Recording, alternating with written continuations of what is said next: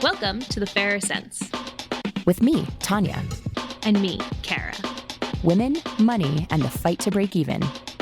Because we give a shit. And you should too.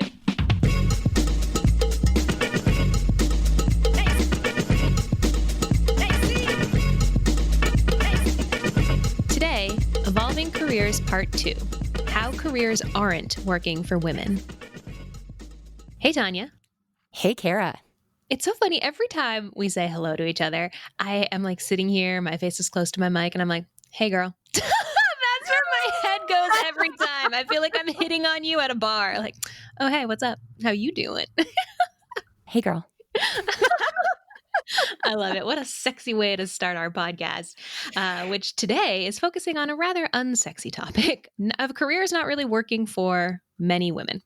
If you haven't listened to episode 37, go back and listen to it. That's where we started this whole topic of evolving careers, particularly for women. We're doing two-parters this whole season on topics, but today we're getting into a different aspect, which is really just like the ways that the career world is failing us. Some of it we've talked about before, like the motherhood penalty, the lack of paid parental leave, especially around parental issues. We just really suck, especially in the US, but there is a whole lot more to it, and we're going to get into more of those layers today. Yeah, and we also realized that we hadn't really shared a lot of what's going on in our own careers because I'm not sure everyone knows this, but The Fairer Sense is really, I think of it as like our side hustle podcast. It's not either one of ours main thing, and it kind of Hey, exists. speak for yourself. You're like, I eat, breathe, and sleep The Fairer Sense. I do. What? Oh my God, I love it. Tanya's on the hustle. I am on the nap, and that's what's up. But we do have things going on outside of that. We just wanted to kind of update y'all. I feel innately uncomfortable with the word career to describe the stuff that I'm doing, but I have come to accept that by any definition, I probably have now a second career as a book author because very exciting news is I officially have a contract to write my second book, which is tentatively titled, this could change because publishing is like that. But right now, the title of it is Spend Like You Give a Shit. And it's really focused on using your money in ways that help both the planet and people. Like there are a lot of books out there that are about how you can be an environmentally conscious consumer. But as I've researched that stuff, I found that actually a lot of the ways in which we try to be environmentally conscious then end up hurting people. Or if we all stopped consuming, that would harm the billions of people around the world who rely on consumption in some form to make a living. I don't want to do things that are good for the planet but bad for people and that ultimately create more harm than good. That's the intention behind the book. I'll be writing it almost this whole year, and then it'll come out in 2021, probably second half of that. And it's pretty exciting and terrifying all at the same time. Woo! Congrats, congrats, congrats. I'm snapping. That's what that noise is. Thank you. Yeah, and as our dedicated listeners know, and as our new listeners are about to learn, I have a feminist financial education company called Bravely Go, and we have an event coming up in early April in Austin, Texas called the Self-Made Summit, and that will be focusing on people who are bootstrapping their own businesses financially. You're not seeking investors. You do not have a partner who's supporting you while you are starting your business. How do you make it work, both from a financial, marketing, and kind of business systems point of view? So that's April 4th, and you can find those details at our website, bravelygo.co. It rhymes. Don't go to bravelygo.com. I don't know what that website's about. I think it's a really exciting time to be in personal finance. I think a lot of people are doing a lot of cool things, and we are some of those people. So it's an exciting year. It is. And in fact, we are doing something together outside of the Fairer Sense that we often say this is not a FIRE podcast. FIRE, for those who are not in that world, means financial independence, retire early. It is what my blog persona and my first book, Work Optional, are about, but it's not what we're about here. But nonetheless, we know that we have a lot of listeners who are interested in it. So this year, we are both going to be part of the FI, or Financial Independence Chautauqua, which is like a meeting of the minds in Ecuador.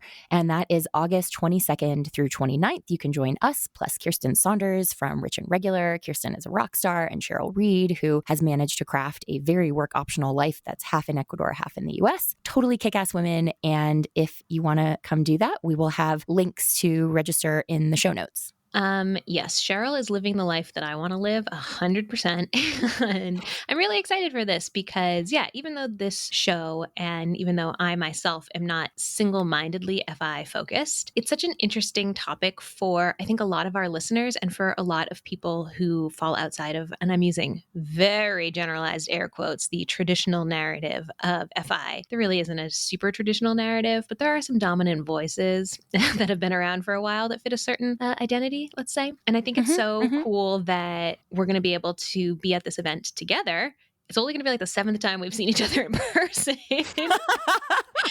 And to really be able to dig into this topic. So if you are interested in it, yeah, check those show notes, click that link. See you in Ecuador. Practice your Espanol. Yeah, and I didn't even say it, but it's all women this year for the first time ever. There is a second week that I'm also a part of that's for everybody, but the first week, come join a whole bunch of women and talk about rad stuff. Yeah, actually, that's a nice segue into something that I wanted to talk about with today's episode a little bit, which is this idea of content created by women is only for women, which is incorrect. Like, you recently shared a statistic with me, and by recently, I mean about 30 minutes ago, about women podcasting. Would you like to share that with the audience, Tanya? I don't know the source for this, but I heard at a recent conference that 22% of podcast hosts are women, even though about 50% of podcast listeners are women. In essence, the whole world's listening to podcasts. If you actually look across ages, it's much more representative across all the generations than you might expect. But women are still only about 1 in 5, 1 in 4 of the people doing the talking and being heard. And a lot of those women are assumed to be making shows for women, where very few men are assumed to be making shows only for men. And it drives me up a wall because I get this all the time because when I say, my company is a feminist financial education company, men or people who are not women tend to shut down around that, to be like, oh, well, it's obviously not for me or it's not something I can get involved in. And I always like to say, anyone can be a feminist, okay? You don't have to identify as a woman to be a feminist, and you don't have to identify as a woman to listen to other women. And on the heels of our Women's Voices episode, and as we talk about why traditional work and freelancing to an extent are not working for women today, this is a part of it. This idea that like what is created by women or what is targeted towards women is only for women and cannot be consumed by men or by other people, because that's such a roadblock to seeing more women succeed. This was top of mind for me on Twitter the other day because the Wall Street Journal had an article they published called "Where Are All the Women CEOs?" And somebody tweeted in response, "Where are all the middle managers who will give women who can be CEOs a chance at climbing the ladder?" Which was a bit of a mouthful, but it's so true. When we have these conversations around like, why aren't women asking for more? Where are all the women CEOs? And it's like, well, let's take a look at the systems that women are operating in that are not designed for them to succeed and that in many cases are actively hostile to their success. This is an issue not just for women, but it's the assumption. In fact, we won an award last year for being the best podcast for women. And now, granted, I think that's true, but I also think we are a great podcast for men. I agree. But because we're women creating content, we're talking about issues that affect disproportionately women. We therefore are only for women. False. But this happens with people in lots of different categories. This happens with people of color doing work where it's often assumed to be only for other people of color or disabled people, or, you could create any kind of category here. Whatever it is, that false assumption that even, people in that category themselves often make. We've talked before about internalized misogyny and how much women are a part of upholding the patriarchy and sexism. And that's not necessarily their fault because that's how we are all indoctrinated, but it is on us to recognize those thoughts and to do better and to say, okay, like just because this story is about X doesn't mean it's only for people who have that same trait. Like Parasite recently winning Best Picture at the Oscars, that was shocking to me, but in the best way possible. This idea that American Academy voters would actually vote for a story that's not centered around white men. Like the year before, it was The Green Book, which is total white savior garbage. To go from that to Parasite in 1 year I was like, okay, Oscars are still way too white, way too male, but this is a good step. I read something once that said white children need to see people of color in the role of hero not just so that they understand that there can be diverse heroes, but so that they understand that they are not always the center of attention. And that hits like, whoo, that hits like a Mack truck, I think, because it's so easy, especially in today's world. Everything can be so curated, right? Like we can curate our social media feeds to only see and hear what we want. And we are also encouraged to build personal brands.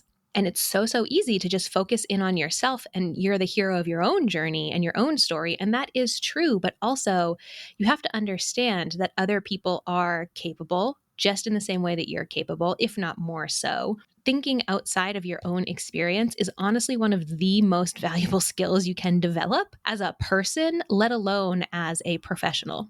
Couldn't agree more. And speaking of diverse heroes, should we get to our interviews? Yes, I'm very excited about these interviews. Let's jump to it.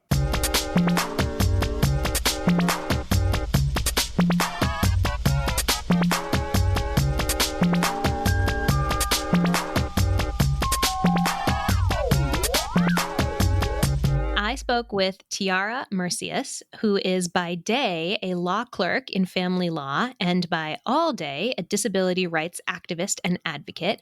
And a quick note here, she did this interview with me with her infant son on her lap / on her shoulder. So at times you will hear him. I just think that's a huge shout out to working moms everywhere. And the first question I asked her was, how, in her experience, does traditional work not work for the disabled community? Traditional work, it has this long running theme that you have to work hard and you have to work long hours and you have to just grind. And that's something that a lot of disabled people cannot do. A traditional 9 to 5 every single day with maybe the weekends off and a couple of days vacation, the way that we're shown it is in order to achieve the quote unquote American dream. For those of us who can maybe work that 9 to 5, you have the added layer of working with people who just do not care to understand how your disability affects your actual ability to do certain tasks. Because if you're working, then everyone is supposed to be on an equal playing field. That's just not the case. I'll give an example of my job. I work as a law clerk in family law in Orange County, and I am the only visibly disabled person. And I want to say visibly because I just don't know who else may have something going on invisibly. But I suspect no one other than me. My boss, as nice as she is, she really does kind of forget that being in a wheelchair, I rely on public transportation.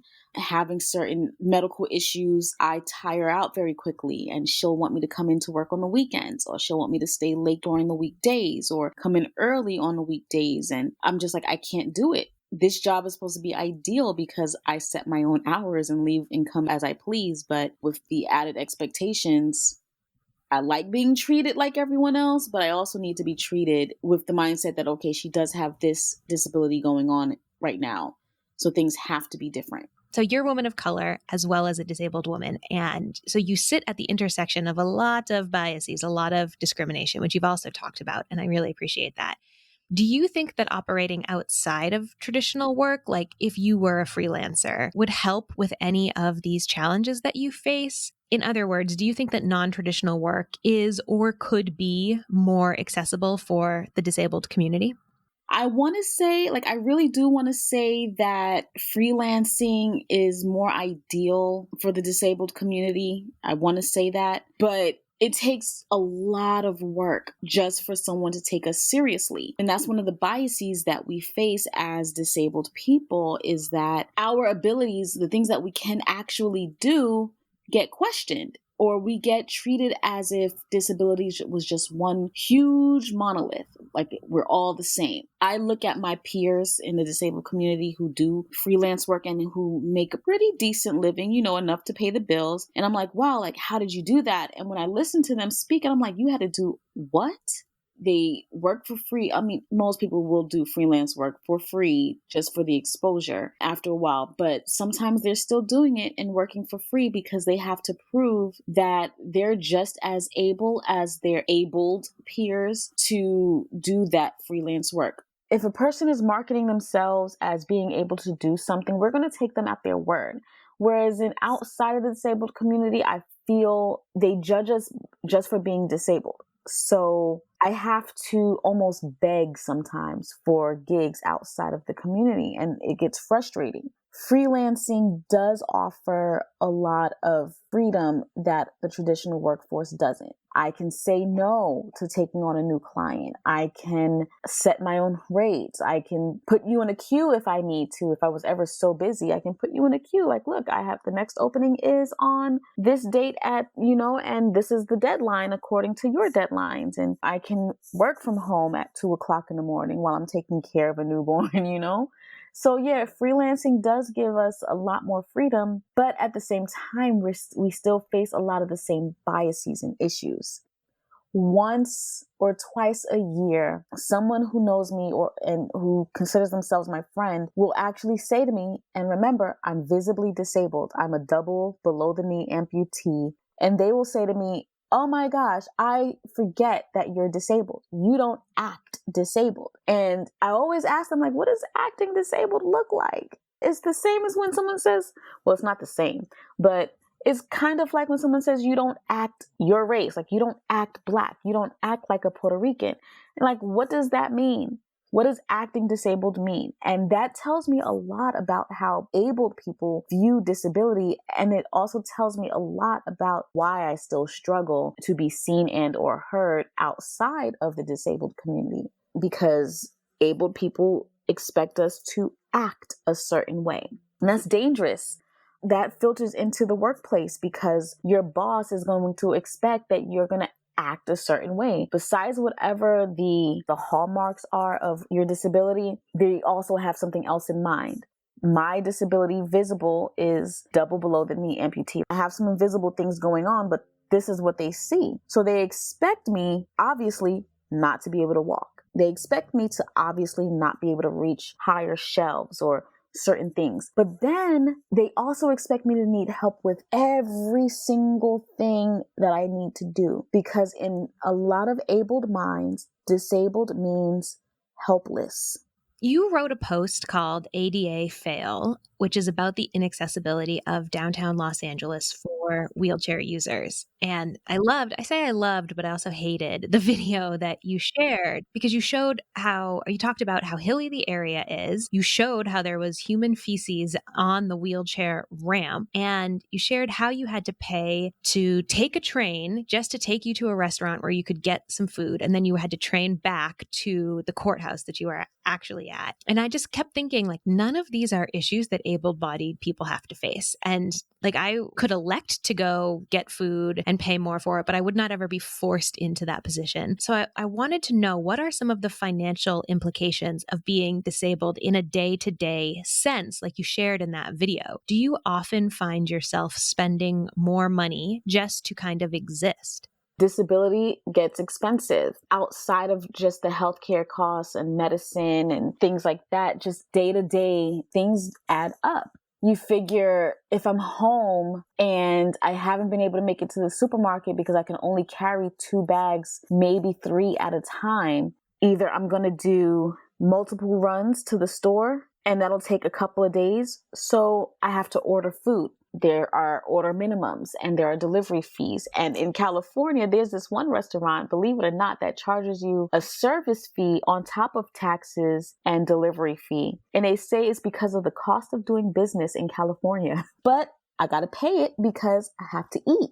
Just things that are supposed to be convenient means that we have to spend more, whether it's ordering from Walmart.com or Amazon to have something sent to the house because going out to the store is more difficult, whether it's finding somewhere to eat outside of the house, because you went to 2 different places and neither one of them were wheelchair accessible or even just ADA compliant to begin with. And so you had to go find somewhere else to eat, which maybe cost more. Even with clothing, certain clothes, some of us can't wear just anything. For example, I don't wear dresses. I only wear pants, right?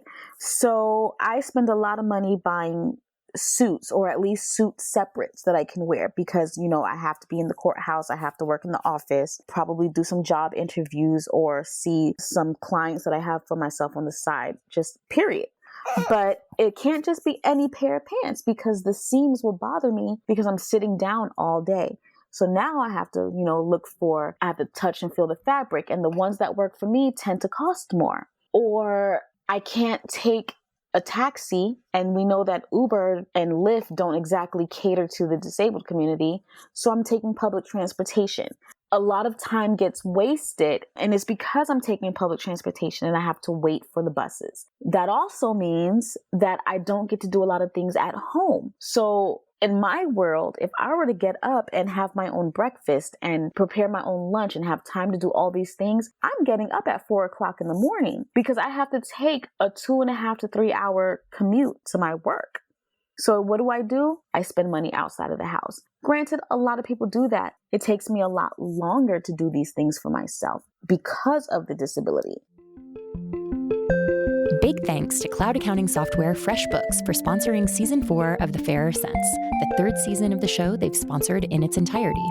We love FreshBooks, both because they've been such a big supporter of the Fairer Sense and because they provide the simplest, easiest to use cloud accounting software out there, which you can try by visiting freshbooks.com/TFC. If you're a small business owner or freelancer, there are so many things you have to think about, from actually making money to keeping track of it.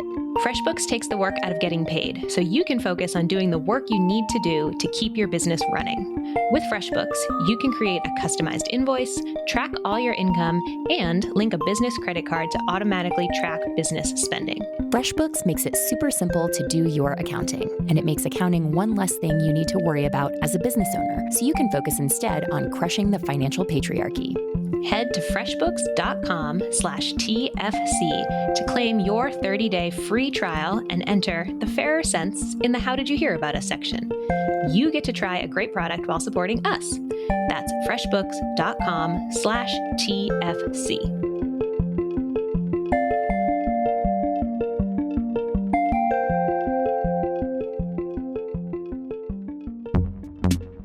People we love living longer? Very cool. People we love running out of money later in life? Not cool.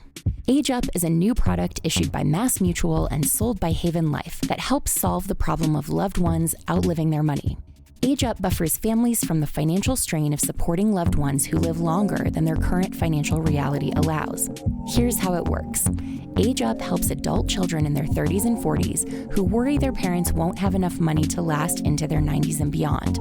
You pay the monthly premiums for Age Up and then receive the monthly payouts once your parent reaches the trigger age. The purchase process is simple, straightforward, and 100% digital. There's no upfront contribution required, and monthly premiums can start as low as $25.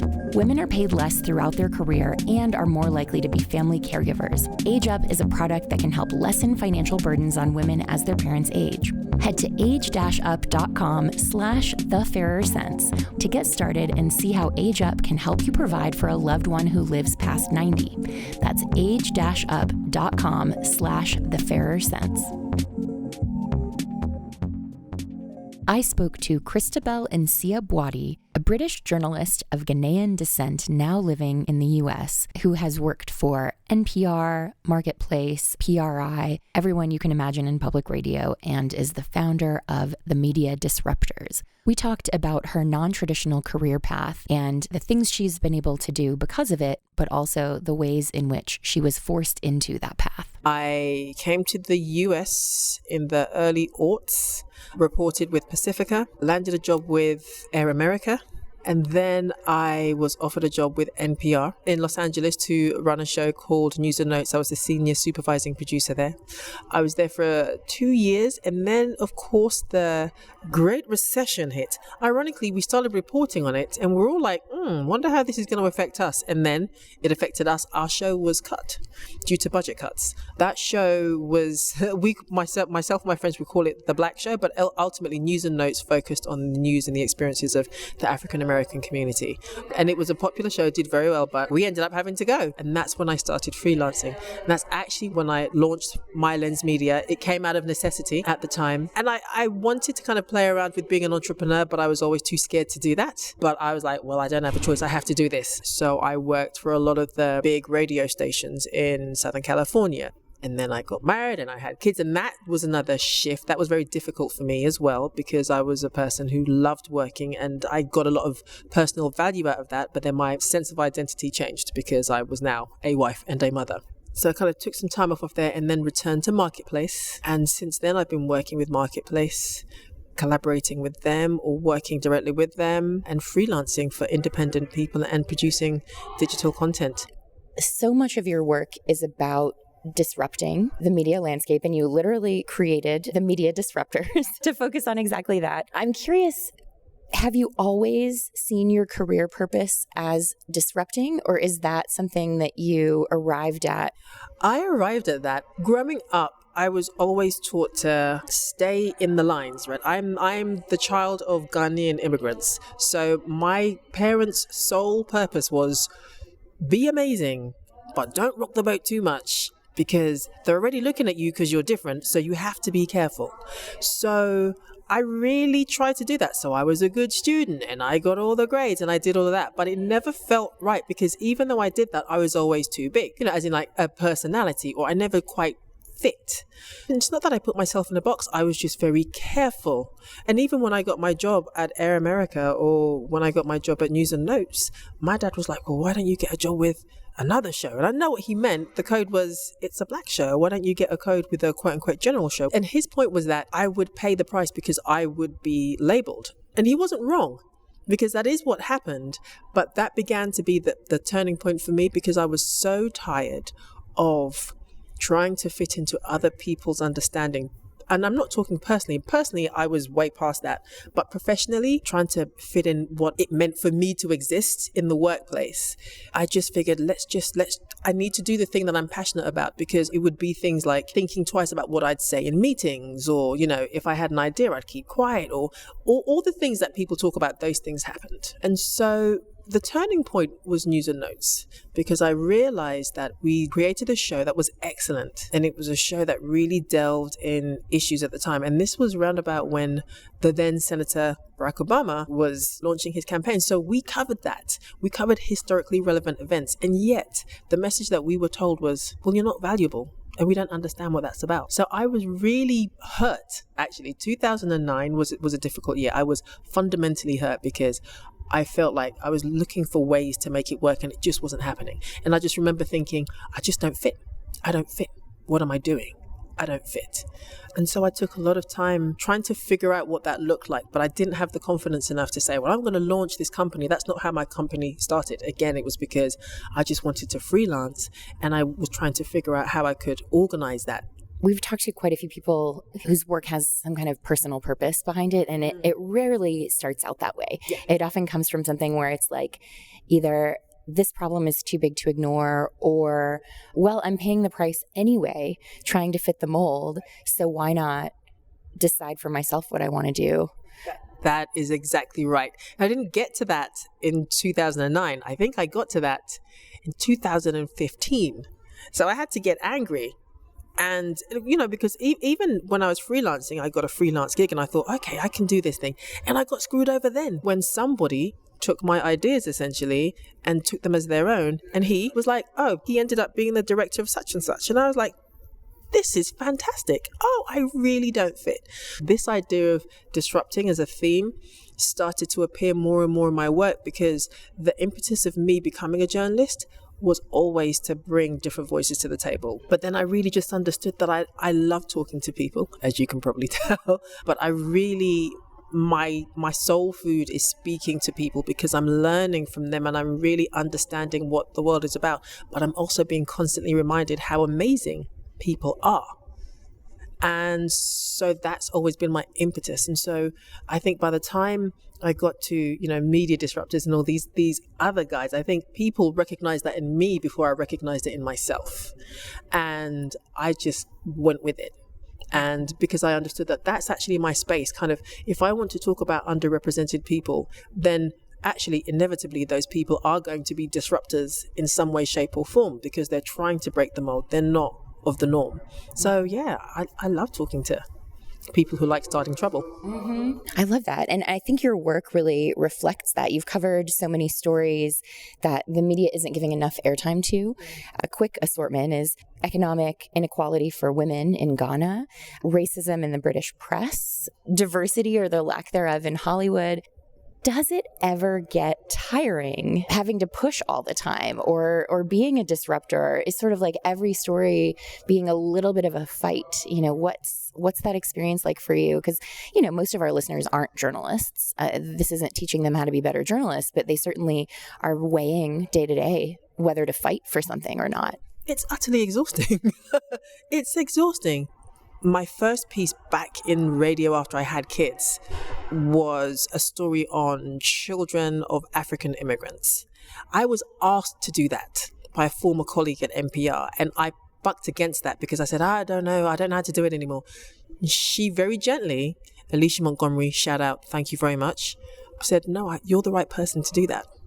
And so she very gently coached me back into doing this thing, right? So I really want to say that. But to your point about how does it feel, it is utterly exhausting.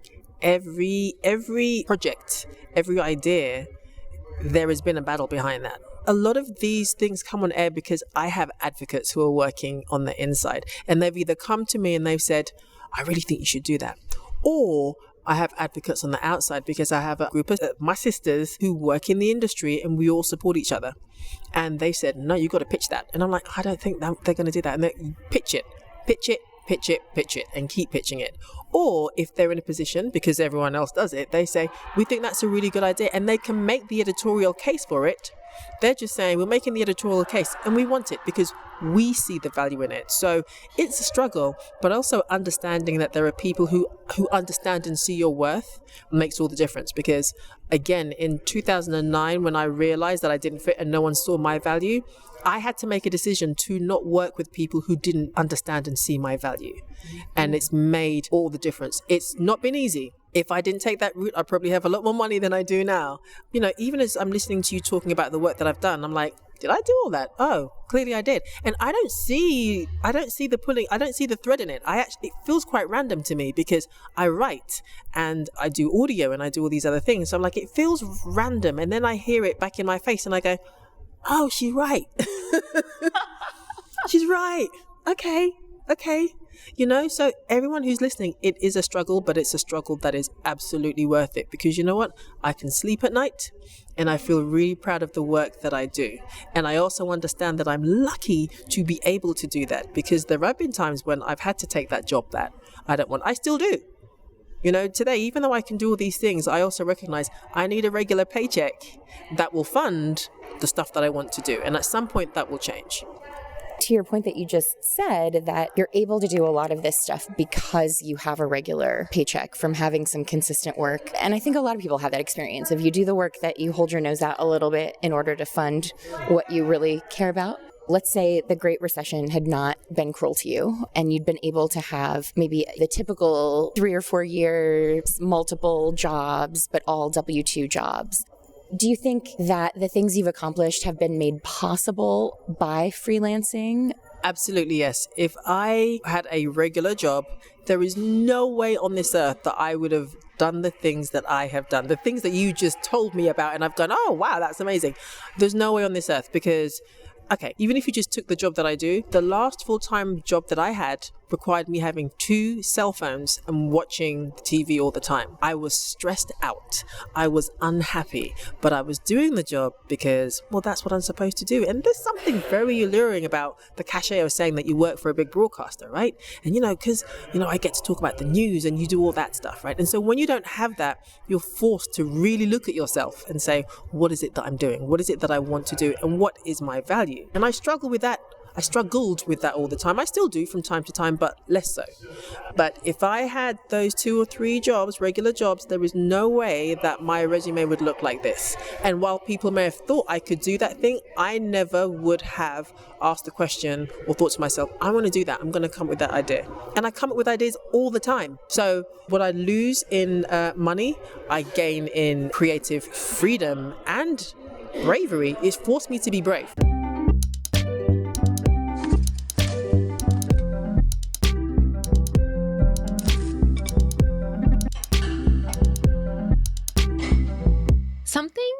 Christabel said really struck me right away, which was, I'm paraphrasing, underrepresented people are disruptors because they are not the norm. And I just thought, again, that hit me like a Mack truck.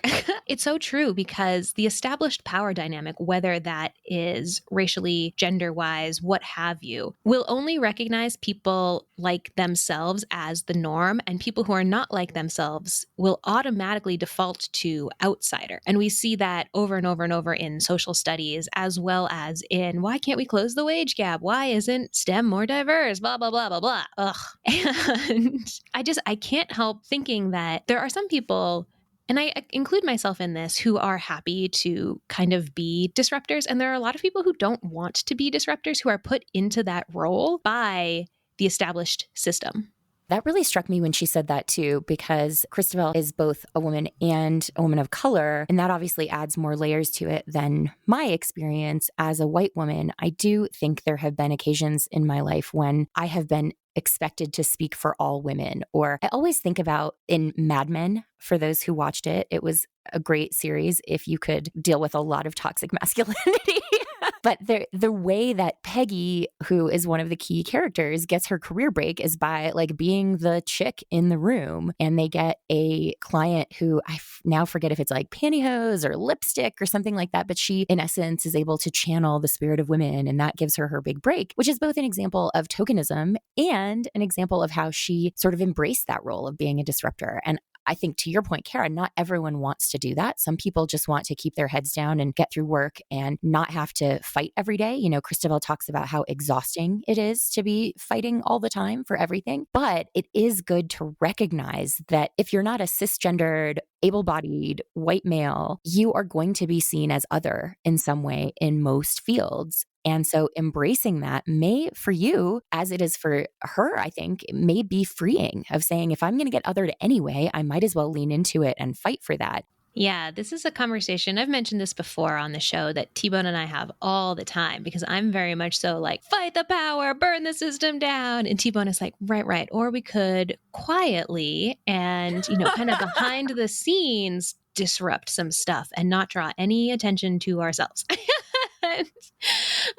It's been the source of an ongoing conversation, and I find it really fascinating. And now I'm at a point where I recognize that I think we do need both types. But yeah, I do think it is freeing and liberating to just be like, yeah, here we go. I've already been labeled. May as well embrace it and really run with it. It's also something that it makes me think so much about who I consume. And I mean that in terms of media, in terms of social media, what blogs I read. I have to say, I cut this out of the interview with Tiara, but I was like, wow, I'm so privileged. A lot of the things you're saying, I have never once considered. And it's because I don't consume that much disabled media. And I'm just like, whoa, slap in the face with my own damn privilege. Yeah, we've talked about invisible disabilities before, but certainly visible disabilities come with a whole host of costs. Just to put this in context, disability is not a rare thing. About 1 in 4 adults in the US have some type of disability. There are similar rates across the world, so that's not just in America. Some of those folks can't work, but a lot of those folks are trying to work and are impaired in some movement-oriented way that requires mobility assistance or requires things like curb cuts and infrastructure that may or may not actually exist. And that's not something that employers often take into account. There are hurdles to even getting to the office. And then you add the wage gaps on top of it, where women of color, people with disabilities, people who are fat have bigger wage gaps than even women already have. And it's like, how are you supposed to possibly get ahead in that kind of a setting, in addition to being othered at work, being labeled in a certain way? I really, really appreciated when Tiara said, I'm paraphrasing here, but I like to be treated like everyone else, but I also need to be treated differently. Like, I totally get that. Like, she doesn't want to be othered all the time, but there needs to be some recognition that she's got different needs, that the world is not built for her, that there are these additional challenges and barriers and obstacles that she deals with that are going to materially impact her ability to get her job done. We just need to be able to incorporate that level of nuance into the conversation, and we for sure are not doing that right now. We get so focused on, well, the traditional narrative has been X, or this job has always been filled by Y, or whatever. And we're like, and that's how it must be. But in reality, if you just open your mind and sprinkle a little imagination in there, we can open up so many more possibilities to so many more people. And how would that change the world? We need compassion. Like, let's assume that everyone is doing their very best and let them prove us wrong rather than the opposite of assuming everyone is trying to game the system, because that's just not true. Yeah, we saw a really interesting and sad example of this recently on the internet where Jameela Jamil, who plays Tahani on The Good Place, which is an incredible show, and we also had one of the writers on, she has been really, really vocal about her own health challenges. And some woman, who I don't know her name, but I wouldn't name her anyway, kind of gathered up all of the headlines and screenshots and tweets and was like, Jamila has Munchausen's, which is a disorder where you make yourself sick. And Jamila was like, yo, this is so messed up. And then her fiance got involved and defended her, which was really nice. But I just thought it was so unbelievably vicious and inappropriate to do that for this reporter to be like, you know what I got time for today? Let me just like attack this woman because I believe she is lying about her health challenges, and I'm going to put that on this really public forum where I have a bunch of followers and instigate some crap. It goes into this idea of an able-bodied and a well person. As far as I know, this reporter has no health issues and is not disabled. And she's saying, you're not being sick in a way that I find acceptable. And that is really, I mean, that's really the bottom line of a lot of intolerance in our world. I don't believe your experience and I don't find it acceptable. But it just, when it comes to disability, and again, as someone who is really in a learning phase of this herself, I am just really overwhelmed by sadness that this reporter would do that. And to put somebody in that position where she has had all these health challenges and now she needs to defend that, that's so awful. It is so awful, but it's super common. Women who have health challenges or disabilities are often in that position of having to continually defend it, continually defend their needs. I mean, when that happened, I took it very personally because Jamila has the same thing I have. She has hypermobile Ehlers-Danlos syndrome, EDS, and a lot of the stuff that goes along with it. And for people like us, like the rap sheet on the health issues we've had is generally pretty long. And so this reporter was like, hey, in one place you said you had cancer in this year, and in another place you said you had cancer in this year. And Jamila's like, yeah, I fucking had it twice. Okay, you're allowed to have cancer, but only one time. And you can talk about this injury, but then like, why does that conflict with this? And it's like, these are multiple injuries. The whole thing was just so infuriating. But this idea of othering people constantly, and she's already a woman of color, so she already has that. But as then a woman with an invisible disability who looks beautiful and glamorous, forcing her to defend that, I mean, to me, honestly, that is like peak patriarchy because it's women attacking women and forcing us to focus on these like small, petty things instead of being able to change the world. Like Jamila is out there trying to stop people from getting eating disorders. She's discrediting celebs who hawk laxatives that are dressed up as diet pills. Like she is out there fighting the good fight. And so to tear her down, honestly, I'm like, even if she was lying, what is the point of discrediting her when she's trying so hard to do so much good in the world? Essentially, what it comes back to is no matter kind of where you are or who you are, if you are dubbed an outsider, the systems are hard to work within. And Jamila is an incredibly successful actress and is still having a lot of herself challenged. And we see that in the workplace over and over again. And like something that really drives me up a wall is this question of like, can women have it all? Stop asking that question. It's a stupid question. The answer is no.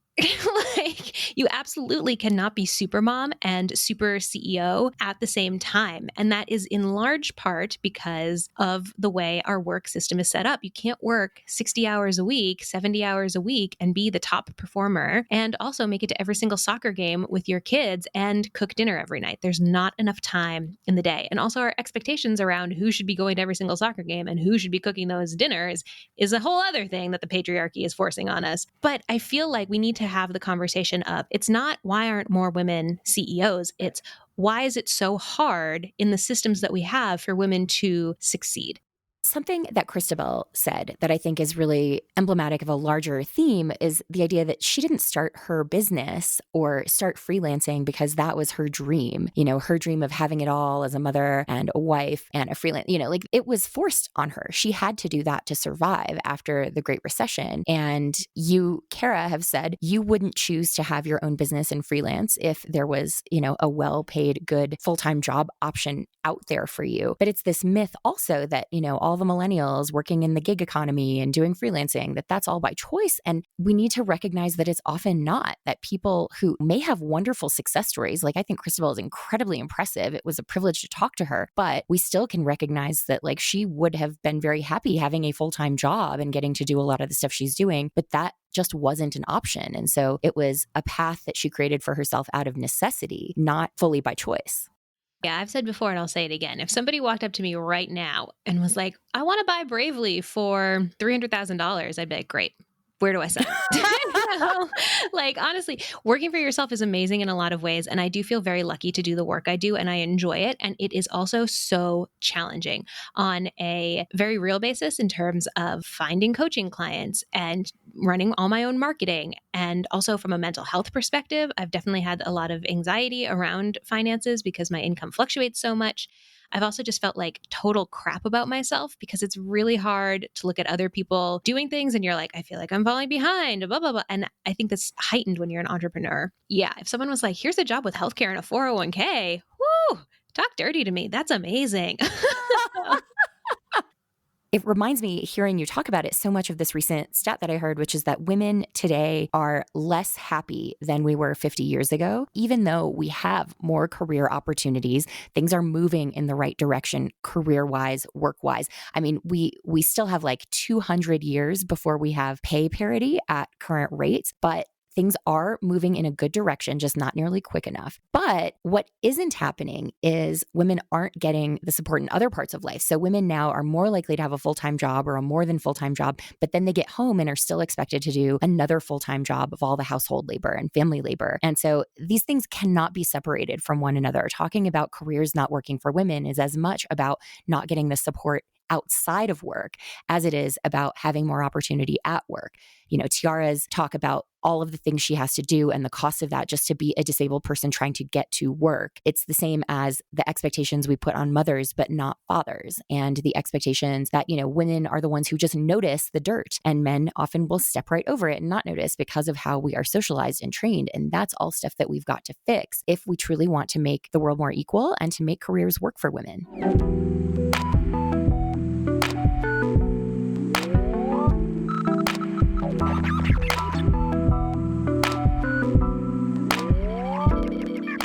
We certainly don't have all the answers, but as always, we strive to bring these conversations to light. And several of you have written into us about our last couple episodes, and this is an episode that I'm really curious to hear your thoughts on because, again, I am learning about a lot of things here. So if you've had any types of experiences like we've shared here today or something else, please write to us. I would love to hear from you.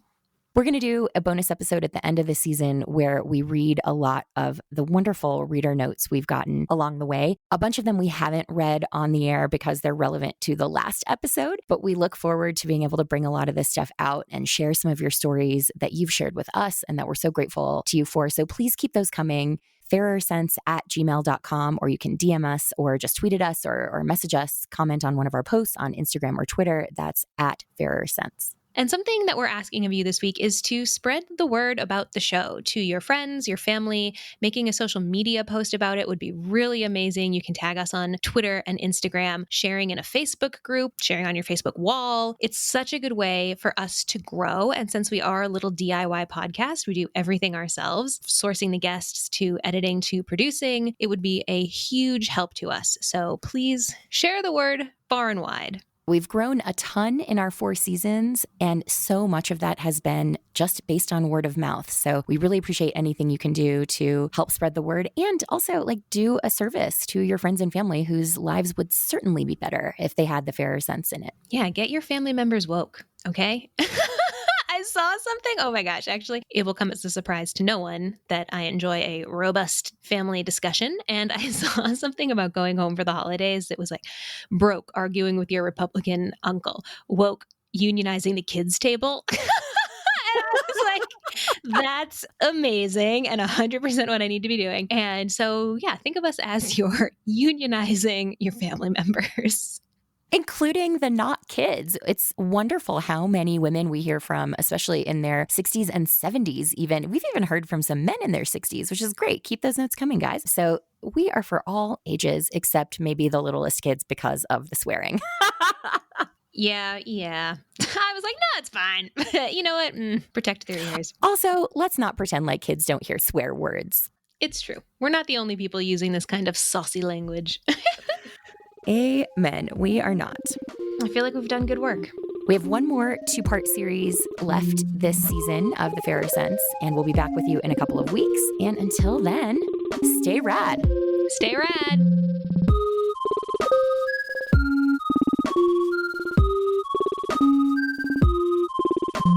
The Fairer Sense are Kara Perez and me, Tanya Hester. Editing by me. Our theme song is by The Insider, and all other music is courtesy of the mysterious Breakmaster Cylinder. You can always find me at ournextlife.com and Kara at bravelygo.co. Jamila Jamil, who plays Tahini on... Tahani. Oh, God. Oh, it's Tahini the sauce. Yes. All right, well, we'll restart that whole thing. We'll just edit this out.